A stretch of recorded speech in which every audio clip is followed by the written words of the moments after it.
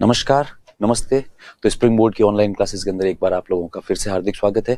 तो अब हम लोग जो है हमारी क्लास है उसको कंटिन्यू करेंगे। तो हम लोग हमारी जो लास्ट क्लास के अंदर पढ़ रहे थे प्राचीन भारत का इतिहास, और प्राचीन भारत का इतिहास के अंदर हमारा जो टॉपिक था वह था सिंधु घाटी सभ्यता। तो उस सिंधु घाटी सभ्यता के बारे में हम लोगों ने थोड़ा बहुत पढ़ा है कि यह सभ्यता किस प्रकार से लाइमलाइट में आई, किस किस व्यक्ति ने यहाँ पर सर्वे किया, कब किस व्यक्ति ने यहाँ पर रेलवे ट्रैक है ना बिछाई, उस दौरान यहाँ की जो ईंटें थी उसका प्रयोग किया। तो है ना, मैं आशा करता हूं कि आप लोगों को यह सारी चीजें याद रहेगी। उसके बाद में हमने इसके टाइम पीरियड के बारे में पढ़ा, इसका जो विस्तार है, एक्सटेंशन है, उसके बारे में भी है ना वो जो पढ़ा। फिर हमने यह भी पढ़ा कि इसके पूर्व, पश्चिम, उत्तर और दक्षिण के अंदर कौन कौन सी साइट्स है, और भी इसके बारे में कुछ बेसिक जो चीजें हैं वो हम लोगों ने सारी सारी पढ़ी थी। अब हम जब इसके आगे की बात करते हैं, कंटिन्यू करते हैं, तब हमने मोहनजोदड़ो के बारे में पढ़ा। और मोहनजोदड़ो से पहले पढ़ा था हम लोगों ने हड़प्पा के बारे में कि हड़प्पा से क्या क्या मिलता है। और फिर बात करते हैं मोहनजोदड़ो की। तो मोहनजोदड़ो के बारे में हमें पढ़ा, इसके बारे में हम लोगों ने एक या दो बार रिवीजन भी हो चुका है, इसलिए ज्यादा लंबा रिवीजन करेंगे नहीं, क्योंकि आप लोगों को इसके बारे में पता है कि मोहनजोदड़ो का उत्खनन राखालदास बनर्जी ने किया। यह सिंधु नदी के तट पर है, और यहाँ से क्या क्या चीजें मिलती है, तो सबसे मेन है वह है ना विशाल स्नानागार, ग्रेट बाथ। इसका आकार आप ध्यान रखें, इसके दोनों तरफ जो उत्तर और दक्षिण में सीढ़ियां हैं, और इसके अंदर बिटुमिन्स का लेप है, और वाटर सप्लाई के लिए यहाँ पर एक कुआं भी बना हुआ है। तो ये पूरा का पूरा एक डांसिंग गर्ल के बारे में हम लोगों ने पढ़ा था कि इसके अंदर एक हाथ के अंदर चूड़ियां पहनी हुई है, और यह जो है वो किसी डांस के फॉर्म में या फिर डांस के पोज के अंदर दिखाई देती है। तो उसकी मूर्ति भी आप देख सकते हैं, ये यहाँ पर है। ये ग्रेट बाथ का फोटो है, ये भी हमने कई बार देख लिया है, आप लोगों को अब तो याद ही हो गया होगा, रटा ही गया होगा। ठीक है, लॉस्ट वैक्स जो कास्टिंग है वह किस प्रकार से होती है उसके बारे में हम लोगों ने पढ़ लिया। फिर यहाँ से एक पुरोहित राजा, प्रिस्ट किंग की मूर्ति मिलती है, क्योंकि चूंकि यह मेडिटेशन की फॉर्म में है और इसने ऊपर एक छोटा सा क्राउन पहना हुआ है सिर के ऊपर, इस कारण से हम लोग इसको किंग बोलते हैं, प्रिस्ट किंग। तो यह प्रिस्ट किंग की मूर्ति है। शैल खड़ी या फिर सॉफ्ट स्टोन से बनी हुई है, यह भी आप लोगों को पता है। फिर यहाँ से कुछ और चीजें मिलती है, उसमें से एक इंपॉर्टेंट है, वह है पशुपतिनाथ सील। ठीक है, सर जॉन मार्शल ने इनको प्रोटोशिवा बोला है, तो इसकी ये भी हो गया। फिर हम लोग बात करते हैं लोथल। तो यह एक व्यापारिक नगर था, और यहाँ से एक डॉकयार्ड या वो जो गोदीवाड़ा है उसके भी एविडेंस मिलते हैं, कुछ और एविडेंस भी मिलते हैं, उसके बारे में आप लोगों ने अभी तक है ना वो जो पढ़ ही लिया है। जैसे कि यहाँ से घोड़े की मृण मूर्तियां मिलती है, चावल और बाजरे के साक्ष्य मिलते हैं, तो वो वाले एविडेंस भी यहाँ से मिलते हैं। ये डॉकयार्ड का फोटो हम लोगों ने देख लिया था लास्ट क्लास के अंदर। धौलावीरा, इसके बारे में पढ़ लिया कि यहाँ से वाटर रिजर्वियर के एविडेंस मिलते हैं, प्लस स्टेडियम, और एक यहाँ से साइन बोर्ड भी मिलता है। तो ये हो गया, ये साइन बोर्ड। फिर चनहुदड़ो, चनहुदड़ो के बारे में जो सबसे इंपॉर्टेंट फैक्ट है वह यह है कि यहाँ के जो एक्सकेवेटर थे उनका नाम था एनजी मजूमदार। ठीक है, बहुत ही इंटरेस्टिंग नाम था इनका। इनका वैसे नाम था पूरा नानी गोपाल मजूमदार, और जो इनकी हत्या है वह कुछ डाकुओं ने कर दी थी गोली मारकर बाद में।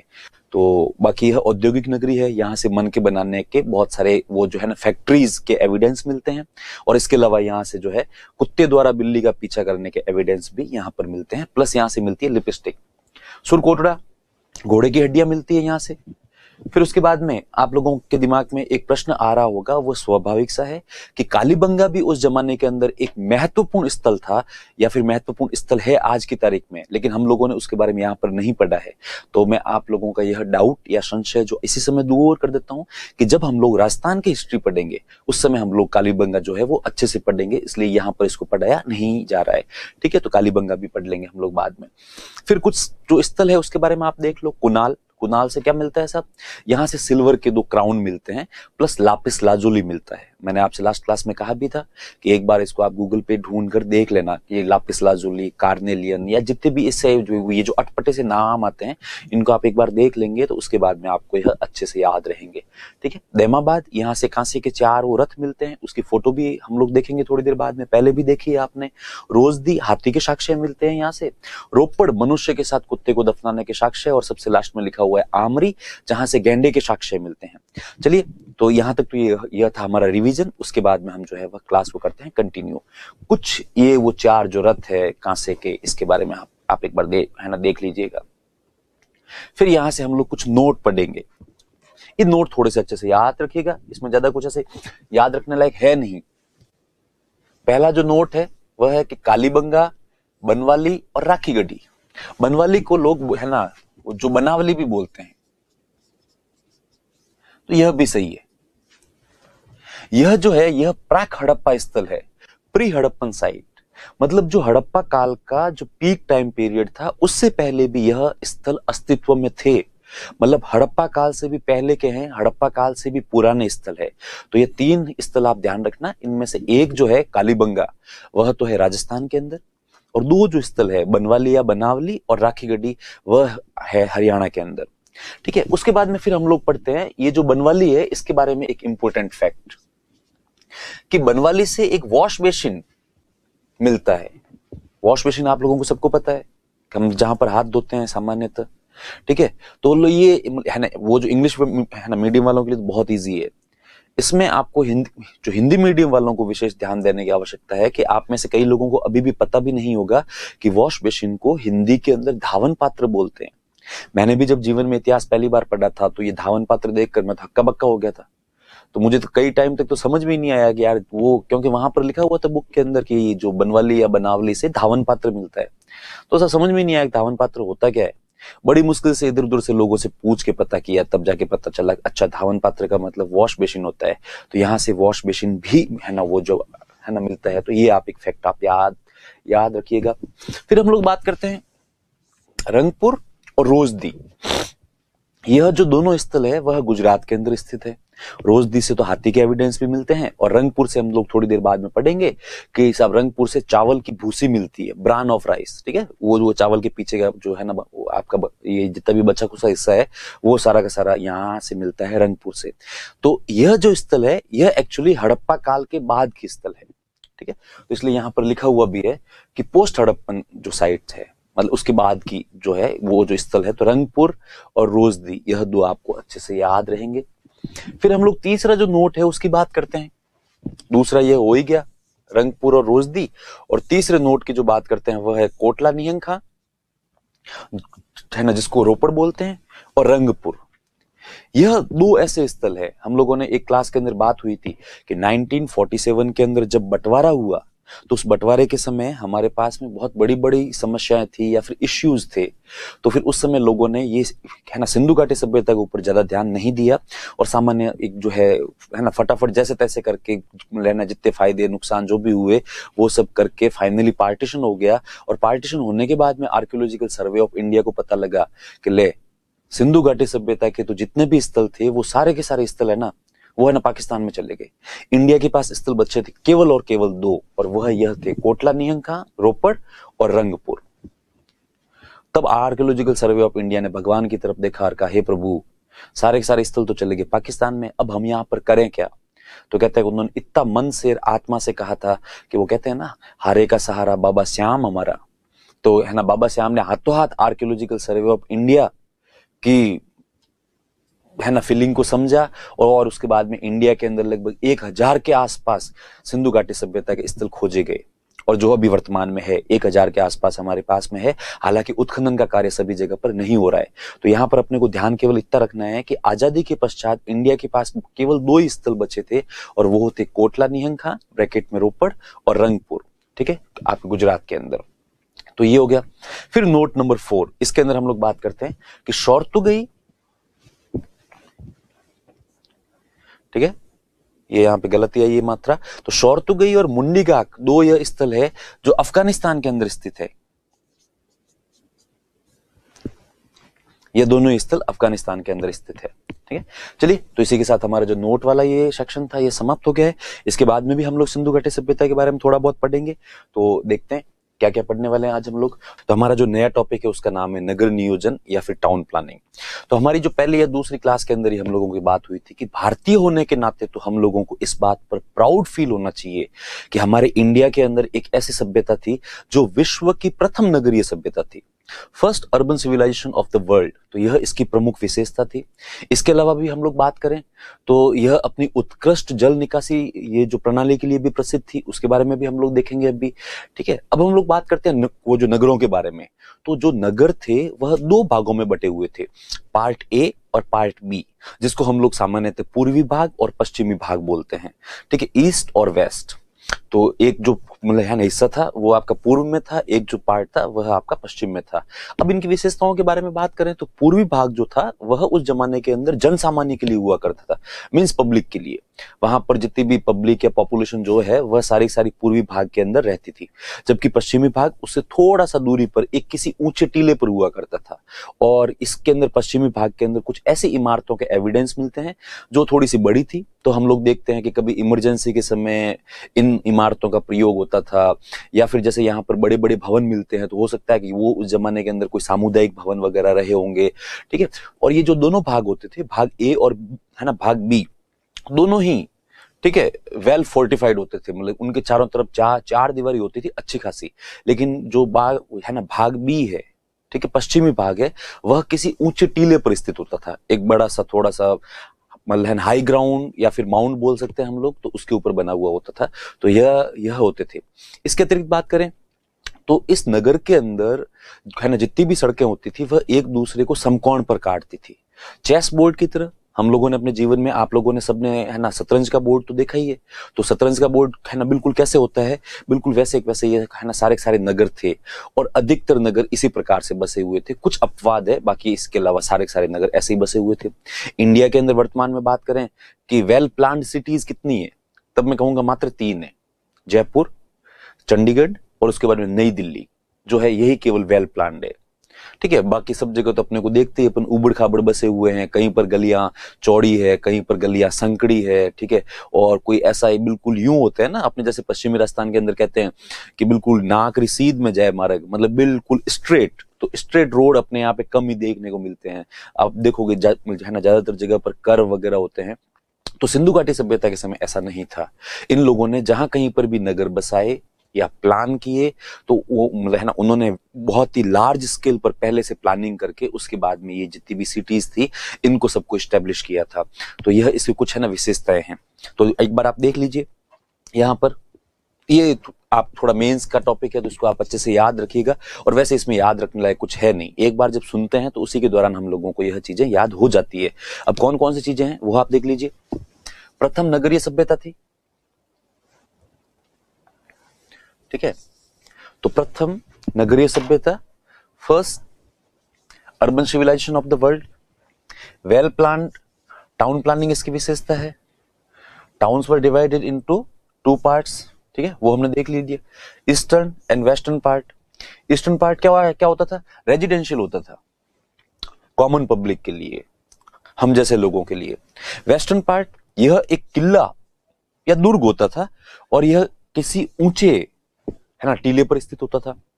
इसके अंदर हो सकता है कि उस जमाने के जो भी प्रशासनिक अधिकारी या फिर जो भी वहां के रूलर वगैरह रहे होंगे वो शायद तक इसके अंदर रहते थे, और बाकी बड़ी बड़ी इमारतें भी इसके अंदर मिलती है। बाकी आप देखिएगा ये जो दोनों भाग है इनके दोनों की तरफ 4 दीवारी होती थी, और 4 दीवारी का प्रमुख उद्देश्य उस जमाने में ऐसा था कि ये जो एक तो पशुओं से बचा जाए, ऐसा हमारा अनुमान है, क्योंकि अपनी जो पहले भी बात हुई है कि इन लोगों की लिपि को हम लोग अभी तक पढ़ नहीं पाए हैं, इसलिए जो सिंधु घाटी सभ्यता का पूरा ज्ञान है वह पूरा का पूरा अनुमान आधारित है।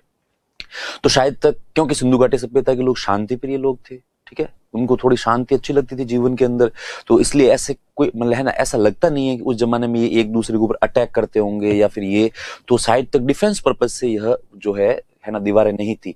डिफेंस है ना पर्पज तो था, पर डिफेंस पर्पज के पीछे यहाँ पर यही थे कि कोई जंगली जानवर या फिर कोई चोर लुटेरे डाकू वगैरह उनसे बचने के लिए यह इस प्रकार की दीवारों को बनाते थे। सारी सड़कें एक दूसरे को समकोण पर काटती है, जैसा कि यहाँ पर है ना लिखा हुआ है, the streets were straight and cut each other on right angles. तो यह है इसकी विशेषता। फिर जो बात हो गई कि ग्रिड पैटर्न पर बसे हुए शहर थे। ग्रिड पैटर्न का मतलब यही होता है चेस बोर्ड की तरह।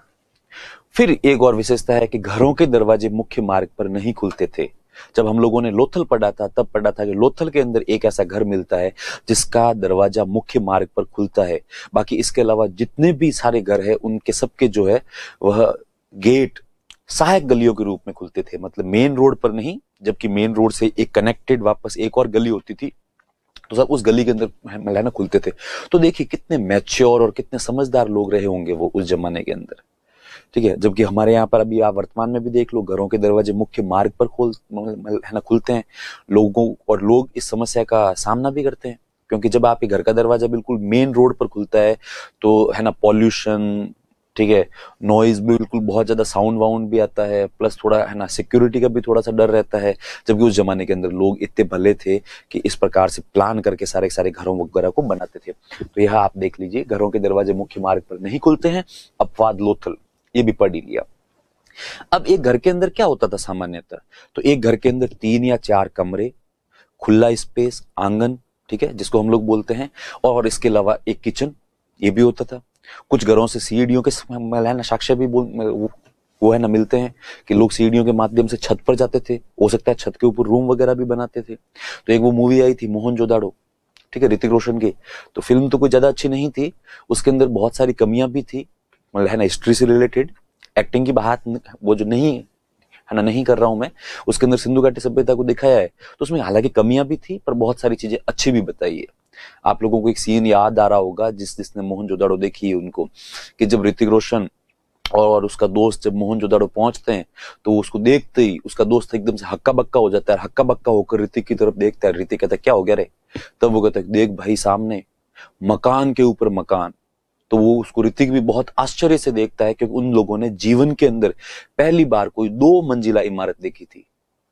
तो अपन लोगों को ये सारी सारी चीजें बहुत ज्यादा सामान्य लगती है, लेकिन जिस किसी व्यक्ति ने इसके बारे में कभी ना तो है ना सोचा हो, ना कभी सुना हो, और एकदम से ऐसा देखे धक्के बक्के होना वाजिब सी बात है, तो उसके अंदर भी होते हैं। तो वो ऋतिक भी देख कर कहता है बाप रे बाप, पता नहीं कैसे बनाया होगा। तो यहाँ मकान के ऊपर मकान का तात्पर्य यह है कि उन लोगों को सीढ़ियों का नॉलेज था, ठीक है, स्टेयर्स उनको बनानी आती थी, तो वो यहां से मिलते हैं। तो एक बार मैं है ना वापस रिपीट करता हूं, एक घर के अंदर 3-4 कमरे, आंगन और किचन, यह हुआ करते थे, और सीढ़ियों का बिंदु क्या था? नॉलेज था।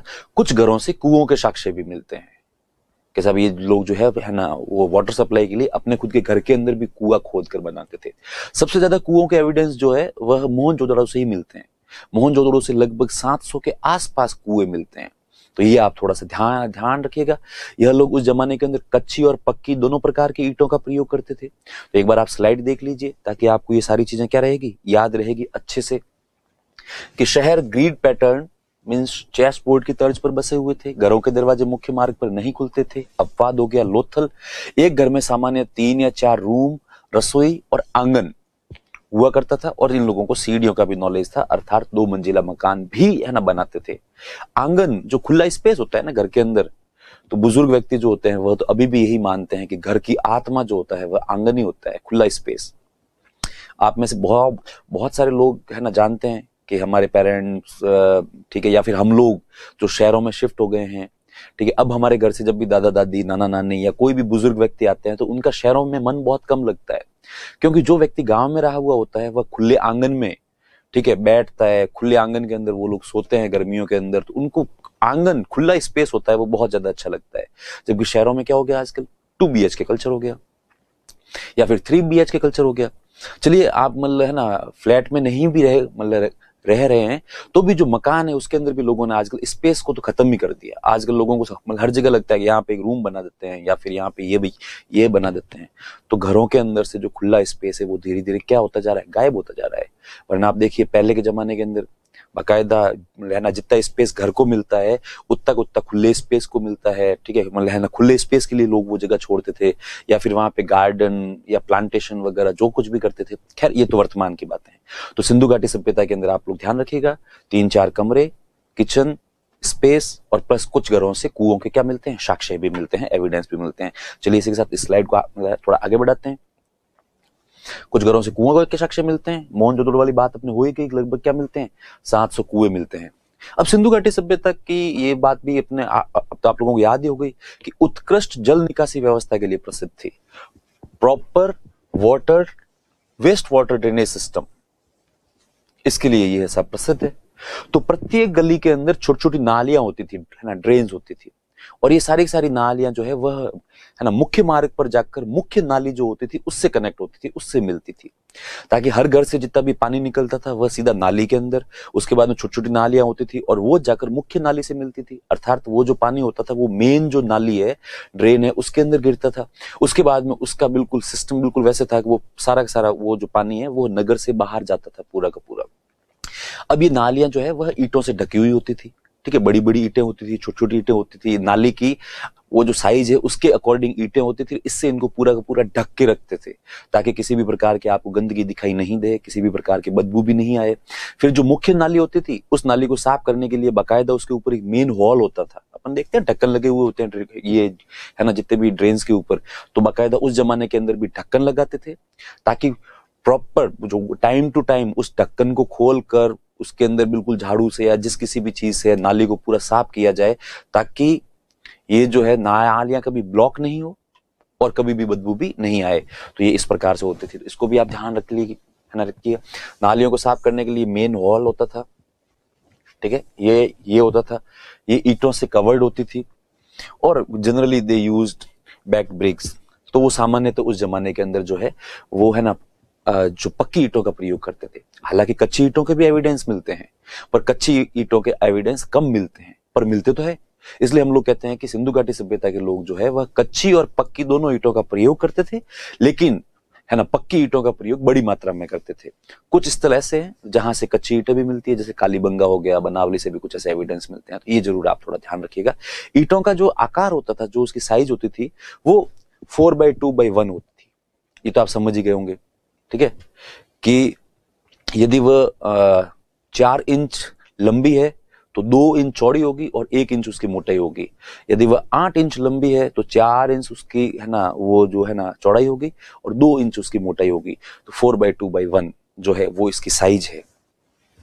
तो वैसे इसको टेक्निकली तो 4/2/1 ही लिखते हैं, लेकिन कुछ बुक्स के अंदर वैसे ही गलती से 1/2/4 भी लिखा हुआ आ जाता है, तो इसका मतलब एक ही होता है, सेम। चलिए तो आगे बढ़ते हैं। हाँ, ये हो गया हमारी जो है वो टाउन प्लानिंग। तो आप टाउन प्लानिंग को देखिए, 3-4 चीजों को पॉइंट टू पॉइंट याद रख सकते हैं। सबसे पहले नगर, ठीक है, उसके बाद में आप मतलब घर के बारे में बता दीजिए, तो आपने नगर बता दिया, नगर के बाद है ना बाद में आपने घर बता दिया, घर के बाद में आपका ड्रेनेज सिस्टम बता दिया और फिर आपने ईंटों के बारे में बता दिया। तो ये 4-5 चीजें आप लिखते हो तो आपके 50 जो वर्ड है उसका आपके पास बिल्कुल डेटा हो जाता है, और इतना ही लिखना होता है। यदि आप इतना लिख लो तो है ना बहुत है। और फिर आप इसके अंदर एनसीईआरटी वगैरह पढ़ोगे तो आपको 1-2 फैक्ट्स और हो सकता है मिल भी जाए इससे रिलेटेड। फिर हम लोग जो नेक्स्ट जो है उसके अंदर बात करते हैं राजनीतिक स्थिति के बारे में, कि उस जमाने की राजनीतिक स्थिति, पॉलिटिकल कंडीशन कैसी थी। तो वापस एक बात रिपीट करूंगा कि हमने इनकी स्क्रिप्ट अभी तक पढ़ी नहीं है, इसलिए पॉलिटिकल कंडीशन के बारे में हमारे पास कोई जानकारी नहीं है, कुछ भी नहीं है। वो तो हम जब इनकी जो स्क्रिप्ट पढ़ेंगे उसके बाद में पता चलेगा उस जमाने में इन लोगों की राजनीतिक स्थिति कैसे थी, कौन यहाँ पर राजा था या फिर कौन यहाँ पर प्रशासक था, क्या यहाँ पर वास्तव में डेमोक्रेसी थी या फिर राजतंत्र था, क्या था यहाँ पर। हालांकि डेमोक्रेसी की संभावना तो बहुत कम है, वो तो हो ही नहीं सकती, फिर भी क्या पता हो ही जाए, क्योंकि इतने मैच्योर लोग थे उस जमाने के अंदर। पर फिर भी हम लोग ऐसा मानते हैं कि जिस प्रकार से मोहनजोदाड़ो से है ना पुरोहित राजा की मूर्ति मिलती है, उस आधार पर हम लोग कहते हैं कि उस जमाने में सामान्यतः शासक वर्ग जो है वह पुरोहित वर्ग रहा होगा। ऐसा हमारा अनुमान है कि यह जो पुरोहित वर्ग के लोग होते थे, ठीक है। अब इसका निर्धारण कैसे करते थे कि साहब कौन मतलब पुरोहित है और कौन है ना व्यापारी है, कौन कृषक है, इसके बारे में भी कोई स्पष्ट जानकारी नहीं है। लेकिन जो कोई भी पुरोहित वर्ग रहा होगा वह यहाँ पर पूरा का पूरा शासन का कार्य करते थे। तो देख लीजिए, जानकारी का अभाव है, लैक ऑफ सफिशिएंट इंफॉर्मेशन। संभवतः पुरोहित वर्ग के पास शासन रहा होगा, ऐसा हमारा अनुमान है। या फिर हो सकता है व्यापारी वर्ग के पास मतलब पास भी रहा हो। तो ये केवल राजनीतिक स्थिति है, इसमें ज्यादा कोई जानकारी है नहीं। उसके बाद हम लोग बात करते हैं सामाजिक स्थिति की, सोशल कंडीशन कैसी थी उनकी। तो सोशल कंडीशन के अंदर तो यहां से सिंधु घाटी सभ्यता के जितने भी स्थल है और जहां जहां अभी तक है ना एक्सकेवेशन या उत्खनन का कार्य हुआ है, वहां से अभी तक मातृ देवियों की मूर्तियां बहुत बड़े अमाउंट में मिलती है। मातृ देवी की मूर्तियों का तात्पर्य है मदर गॉडेसेस, ऐसी मूर्तियां जो है ना महिलाओं की है और उनको चूंकि हम लोग देवियां मानते हैं, तो है ना बड़ी मात्रा के अंदर मातृ देवियों की मूर्तियां मिलती है। इससे हमारा यह भी अनुमान है कि उस जमाने के अंदर मदर गॉडेसेस को या मातृ देवियों को लोग पूजते भी थे, और इतने बड़े अमाउंट में मिलती है। उस आधार पर हमारा यह भी अनुमान है कि उस जमाने के अंदर मात्र सत्तात्मक समाज रहा होगा। हो सकता है कि नहीं भी हो, लेकिन अभी तक हमारा अनुमान यही है कि मात्र सत्तात्मक समाज रहा होगा। और जिस प्रकार से एक घर के अंदर 3 या 4 कमरे, खुला स्पेस वगैरह मिलते हैं, उससे यह भी है कि जॉइंट फैमिली कल्चर था। ये तो अपन लोग देखते हैं ना कि अभी भी हमारे गांवों में जहां जहां जॉइंट फैमिली कल्चर होता है, वहां पर घर के अंदर रूम्स की संख्या बहुत ज्यादा होती है, 4, 5, 6, सात सात 10-10 रूम भी होते हैं लोगों के घरों के अंदर। जबकि शहरों में आप देख लीजिए, जहां पर सिंगल फैमिली कल्चर है, सिंगल फैमिली मतलब केवल मैं, मेरी वाइफ और मेरा बस बहना बच्चा या बच्चे, केवल 3 या 4 लोग। क्योंकि आजकल हम लोग देखते हैं सोसाइटी के अंदर एक या दो एक बच्चे का कॉन्सेप्ट भी आ गया है। आजकल लोग एक बच्चा होता है तो भी राजी होते हैं, दो बच्चे होते हैं तो भी। ये देखो जनरेशन के ऊपर डिपेंड करता है। आपने देखना अपनी खुद की फैमिली में या फिर अड़ोस पड़ोस में या फिर रिश्तेदारों के अंदर, कि हमारे जो दादाजी नाना जी वाली जनरेशन थी, उस जमाने में भाई बहन बहुत ज्यादा हुआ करते थे, 4 5 6 7, ठीक है। फिर हमारे जो पिताजी चाचा जी है ना, मामा जी वाली जनरेशन है, उस जमाने के अंदर 5 6 7 भाई बहन तो नहीं, मतलब है बहुत कम होते हैं, लेकिन फिर भी हम देखते हैं 3 4 5 जो है वह तो होते ही है। अभी जो जनरेशन है यंग, वो दो मतलब है ना बच्चों पे ही राजी है। 2 बच्चे है तो बहुत है, मोर है ना, मोर देन सफिशिएंट है। और उसमें भी है ना वो बहुत सारे लोग तो केवल एक बच्चा। और आने वाले टाइम में तो शायद एक बच्चे का कल्चर बहुत बहुत ज्यादा बढ़ जाएगा। भाई बहन क्या होते हैं ये तो फिर है ना वो जो बुक्स के अंदर पढ़ाना पड़ेगा कि ये भाई बहन होते हैं, भाई बहनों के बीच में कैसे झगड़े होते हैं, कैसे लड़ाइयाँ होती है, कैसे मनमुटाव होते हैं, कैसे वापस एक दूसरे को मनाते हैं, एटसेट्रा एटसेट्रा। तो ये भी एक इंटरेस्टिंग वो जो टॉपिक होगा जो शायद तक भविष्य के अंदर पढ़ाना पड़ सकता है। खैर, तो यहाँ पर हम लोग बात करते हैं कि यहाँ जो ये जो परिवार होते थे वो जॉइंट फैमिली होती थी, पूरे पूरे सब लोग मिलकर साथ में रहते थे। जॉइंट फैमिली के अंदर देखिए हर चीज के सकारात्मक और नकारात्मक पक्ष दोनों ही होते हैं। तो जॉइंट फैमिली कल्चर के अंदर नकारात्मक पक्ष तो बहुत कम है, जबकि सकारात्मक बहुत ज्यादा है। और जो नकारात्मक है वो भी कोई ऐसे नकारात्मक नहीं है, वो थोड़ी इंटरेस्टिंग चीजें होती है। भाइयों के बीच में थोड़ा कभी कभार मनमुटाव हो जाता है, या फिर कैसे कभी कोई एक दूसरे से बात नहीं करता वगैरह वगैरह। वरना बच्चों को तो जितना आनंद जॉइंट फैमिली में आता है उतना सिंगल फैमिली में कभी नहीं आता। जो लोग 2 BH के कल्चर में रहते हैं, वो जब कभी है ना गर्मियों की छुट्टियों में, दीपावली की छुट्टियों में गांव वगैरह जाते हैं, तब वहां पर देखते हैं कि है ना वो जो है ना मामा जी के लड़के या फिर है ना चाचा जी के लड़के, बुआ मासी के बेटे, जो है ना बेटियां आई हुई होती है, तो उनके साथ खेलना कूदना, बच्चों को आनंद उसी में आता है। खैर, तो यहाँ पर जो है मातृसत्तात्मक परिवार रहे होंगे, जॉइंट फैमिली कल्चर था, ठीक है। और महिलाओं की पूजा है वह थोड़ी मतलब है ना वह जो है वो ज्यादा जो है ना मात्रा में होती थी। समाज, जैसे वर्तमान के अंदर हम लोग समाज देखते हैं, वर्तमान में क्या ऋग्वेदिक काल के बाद का जो भी समाज है अभी तक, वह 4 वर्णों में विभाजित है, ब्राह्मण, क्षत्रिय, वैश्य और शूद्र। इसके बारे में हम लोग बाद में पढ़ेंगे। तो ये सिंधु घाटी सभ्यता के समय है ना समाज कितने भागों में विभाजित था तो स्पष्ट तो नहीं है, लेकिन फिर भी मानते हैं कि एक पुरोहित वर्ग था, ठीक है, एक जो भी व्यापारिक वर्ग था, एक किसान वर्ग था और एक श्रमिक वर्ग था, है ना। तो है ना पुरोहित को तो मतलब वही बोलेंगे पुरोहित, है ना, वो जो प्रीस्ट क्लास है ना, बिजनेसमैन, ठीक है। उसके बाद वो जो आपके पीजेंट्स या मतलब फार्मर्स हो गए, और प्लस 4th नंबर है वो है लेबर, ठीक है, श्रमिक वर्ग, जो उस जमाने में मजदूरी वगैरह किया करते थे। तो इस प्रकार से हमारा अनुमान है कि समाज लगभग 4 भागों के अंदर विभाजित था। चलो इसके ऊपर देखते हैं। संभवतः most probably there was matriarchal joint family culture, मातृसत्तात्मक संयुक्त परिवार हुआ करते थे, और समाज शायद तक 4 भागों के अंदर विभाजित था। ये भी हम लोगों ने देख लिया कि बड़ी मात्रा के अंदर मातृ देवियों की मूर्तियां मिलती है, तो ठीक है। Idols of mother goddesses found in huge amount, ये हो गया। तो माताओं की दादागिरी मतलब घर में ज्यादा चलती थी। वैसे तो लोग बातें करते हैं कि वर्तमान के अंदर पितृसत्तात्मक समाज है। मेरे हिसाब से जहां कहीं पर भी सभ्य व्यक्ति है या जहां भी है ना भले लोग है, वहां पर अभी तक घर के अंदर मातृसत्तात्मक समाज ही देखता हूं मेरे हिसाब से। तो ठीक है, पापा अपनी बात कहते हैं और पापा की बात को है ना लोग थोड़ा महत्व देते हैं, पर यदि किसी पॉइंट के ऊपर मम्मी यूं जिद पकड़ ले कि इस घर में तो वही होगा जो मैं कहूंगी, तो उसके बाद में भले ही घर के अंदर 2 या 3 दिन ड्रामेबाजी चलती रहे, पापा क्या होता है जोर जोर से चिल्लाते हैं और कभी कभार कोई एक आध बर्तन ऐसे फेंक देते हैं, तो इससे यूं बच्चों को लगता है कि अच्छा पापा यूं मतलब खतरनाक मूड में आज। जबकि आप देखना फाइनली 2 3 4 दिन की रामायण के बाद में डिसीजन तो वही लिया जाता है ज्यादातर जगहों पर जो मम्मी की इच्छा होती है। पापा 2 या 3 दिन ऐसे करते रहते हैं, फिर फाइनली है ना पापा कहते हैं चलो ठीक है जो भी तुम्हारी इच्छा है वही है ना मान लेते हैं। तो खैर, और ये तो है ना अच्छी बात भी है कि है ना ये तो है ना सभ्य समाज की एक विशेषता है कि जो भी है ना महिलाएं या माता है उनकी बात का सम्मान ज्यादा रहना चाहिए, और यह बात जो है वह वैसे पुरुष समाज भी समझते हैं टेक्निकली। लेकिन फिर भी हमारे वर्तमान में यही कहते हैं कि पितृसत्तात्मक है ना समाज है, जबकि सिंधु घाटी सभ्यता के अंदर मातृसत्तात्मक समाज था।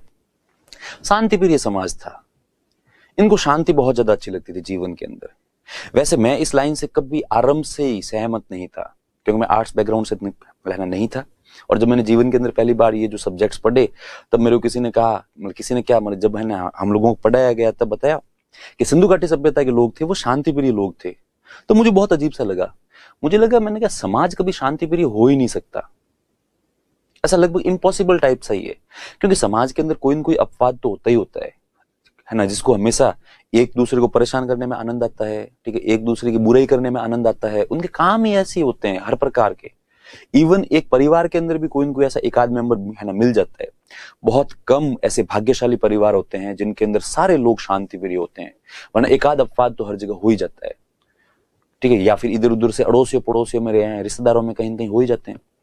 खैर, आप भले कितनी शांति प्रिय हो, लेकिन कोई व्यक्ति आपको रोज रोज परेशान करता है, एक दिन परेशान होकर आप भी उसका रिप्लाई करते ही करते हैं। पर खैर है ना, फिर भी हम लोग सिंधु घाटी सभ्यता के बारे में ऐसा ही मानते हैं और पढ़ते हैं कि सिंधु घाटी सभ्यता के लोग शांति प्रिय थे। नोट लगाकर आप यहाँ पर एक चीज ध्यान रखना कि ओल्ड एनसीईआरटी के अंदर तो साफ साफ लिखा हुआ है कि सिंधु घाटी सभ्यता के लोग शांति प्रिय लोग थे। क्यों? क्योंकि सिंधु घाटी सभ्यता के किसी भी स्थल से किसी भी प्रकार का कोई हथियार नहीं मिलता, ठीक है। जबकि वर्तमान में जो नई एनसीईआरटी आई है, उस नई एनसीईआरटी बुक्स के अंदर लिखा हुआ है कि सिंधु घाटी सभ्यता के लोग संभवतः शांति प्रिय लोग थे, क्योंकि हथियार बहुत ही कम मात्रा में मिलते हैं। तो अब जो नई खोज हुई है उसके आधार पर हथियार तो मिले हैं, लेकिन उनकी संख्या बहुत कम है। तो इससे पता लगता है कि बहुत लिमिटेड लोग अपने पास हथियार वगैरह रखते थे, वरना उन लोगों को हथियार रखने की आवश्यकता नहीं थी। क्यों? क्योंकि सब वो जो है ना शांति प्रिय थे। पर मैं मेरे व्यक्तिगत रूप से हमेशा एक जो क्लासेस के अंदर बताता रहता हूँ कि शांति के हथियारों के आपस में लिखना वो लेना देना ही क्या है।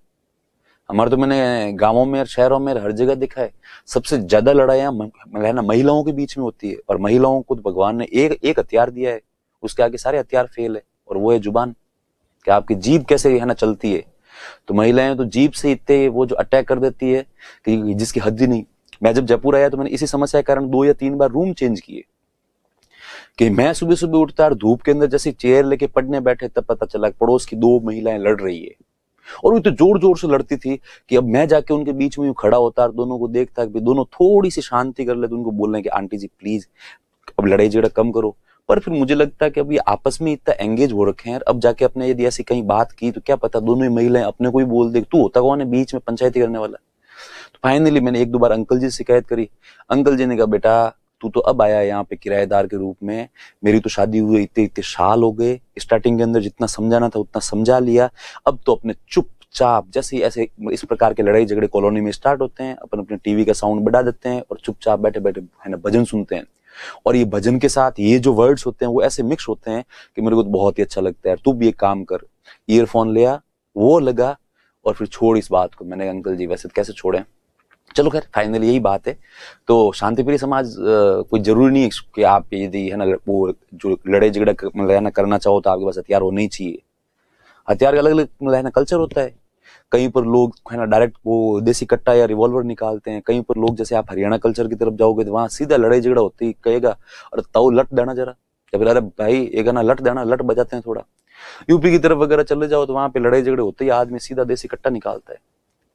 अपने जो है ना राजस्थान के अंदर वो अलग अलग कल्चर है। कहीं पर लोग धक्का मुक्की करते हैं, कहीं पे थप्पड़े मारते हैं, कहीं पर धक्का देते हैं, कहीं पर जूते मारने का भी कल्चर है।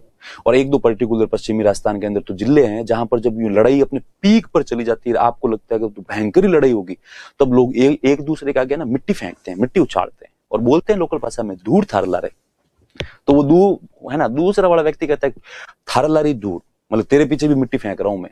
तो देखिए लड़ाइयों के अलग अलग स्टैंडर्ड होते हैं, अलग अलग पैरामीटर होते हैं।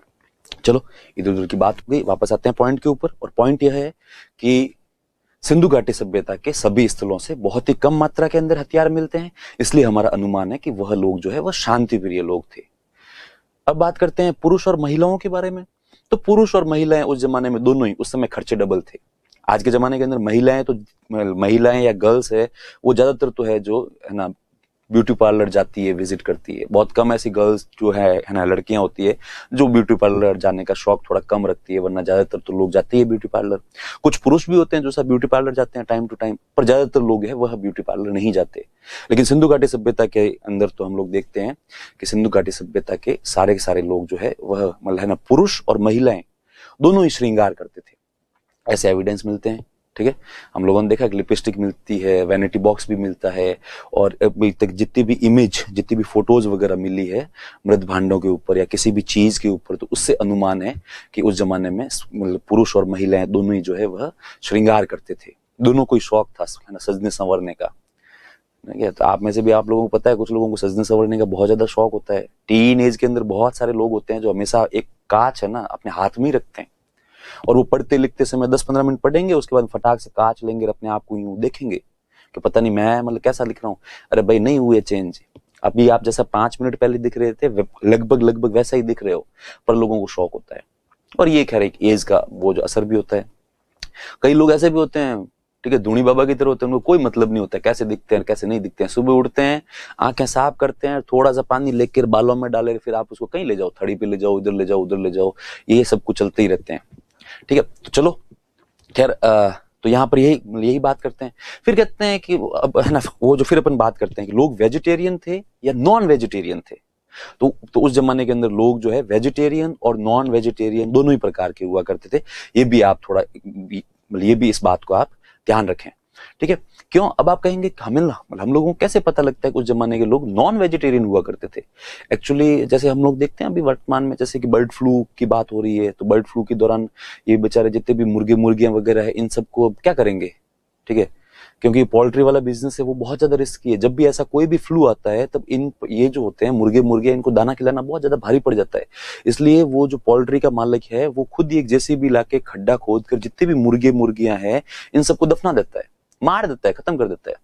तो फिर यदि कालांतर में अपन यहाँ पे खड्डे खोदेंगे तो यहाँ से बड़ी मात्रा के अंदर मुर्गे मुर्गियों की वो जो हड्डियां मिलेगी। तो वैसे की वजह से सिंधु घाटी सभ्यता के अंदर ऐसे बहुत सारे फार्म हाउसेज मिले हैं जहां पर बड़ी मात्रा के अंदर खरगोश की हड्डियां मिली है। तो इसका तात्पर्य है कि वह लोग जो है वह खरगोश का पालन करते थे, खरगोश को पालते थे।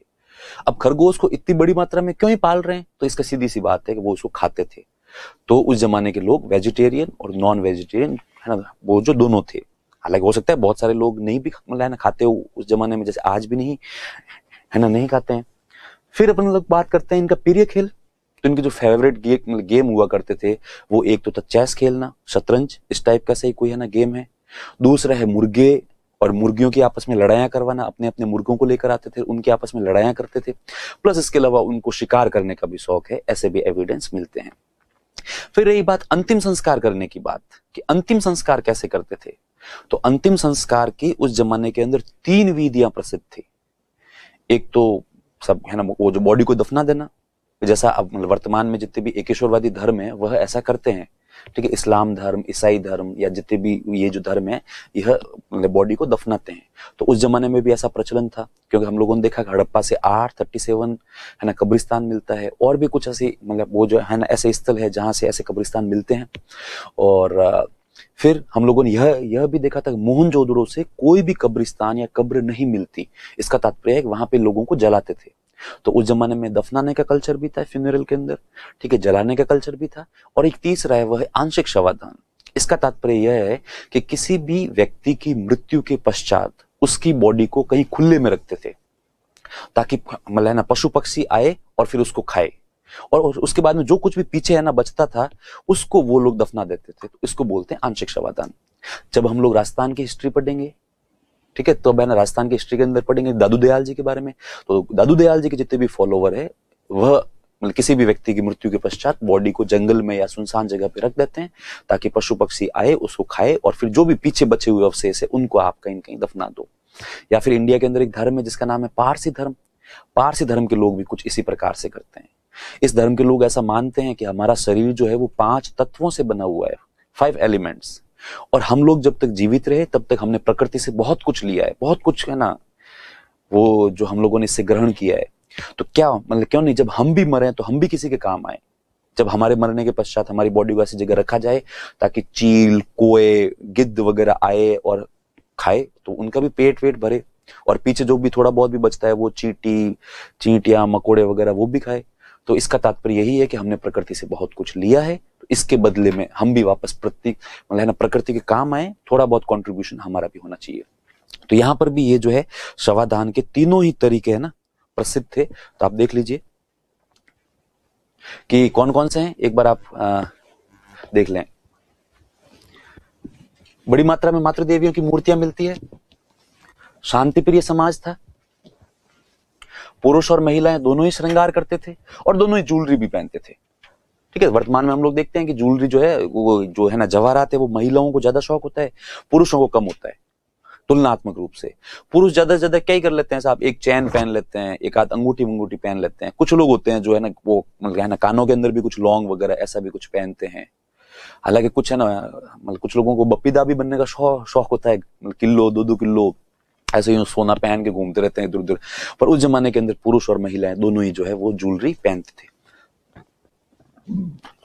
लोग शाकाहारी और मांसाहारी दोनों ही थे।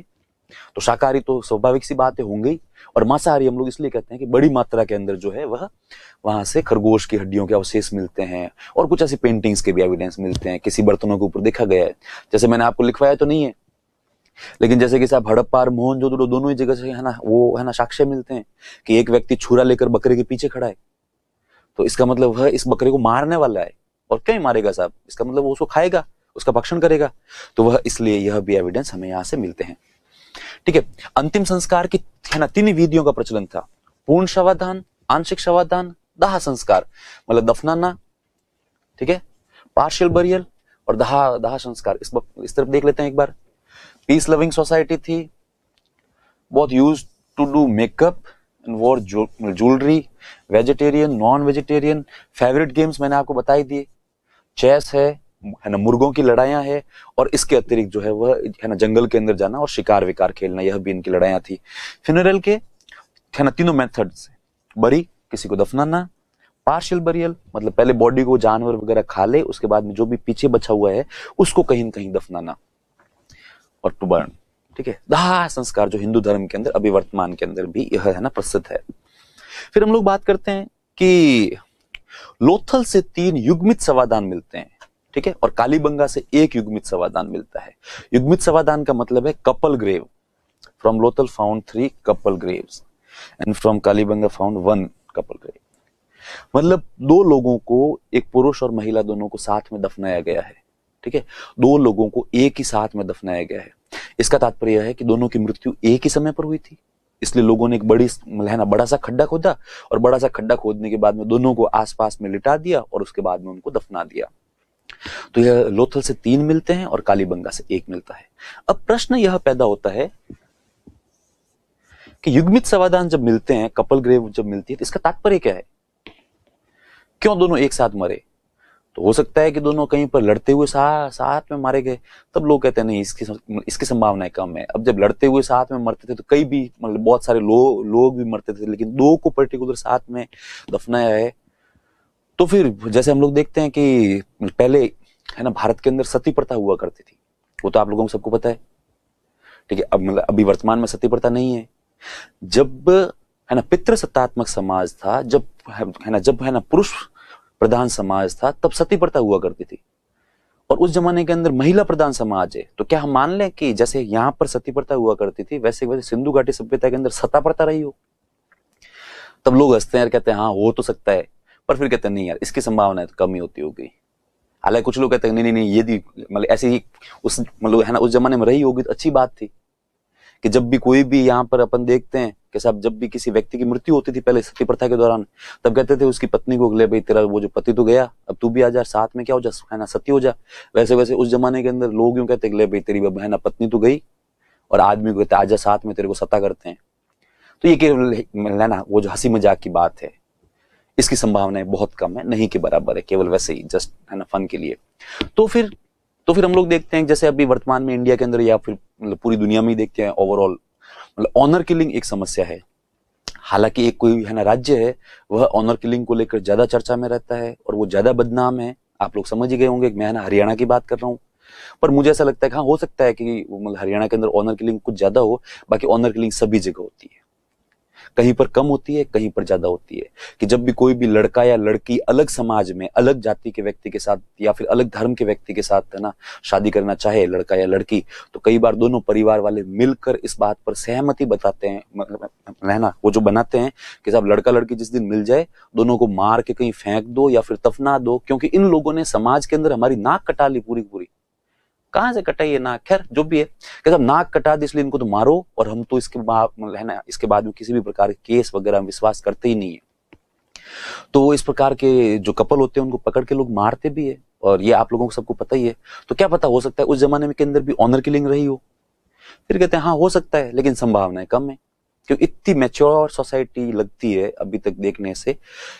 तो खैर अब देखो इसमें कुछ भी हो सकता है, पर अपने को बस केवल इतना ध्यान रखना है कि उस जमाने के अंदर जो है वह यहाँ से कालीबंगा से 3, अरे सॉरी है ना, लोथल से 3 और कालीबंगा से 1 जो है वह युग्मित समाधान मिलते हैं। चलो तो आज के लिए जो है हम लोग इतना ही पढ़ेंगे। कल हम लोग जो नेक्स्ट क्लास के अंदर पढ़ेंगे economic condition of Indus valley civilization. चलिए आज के लिए इतना, थैंक यू, नमस्कार।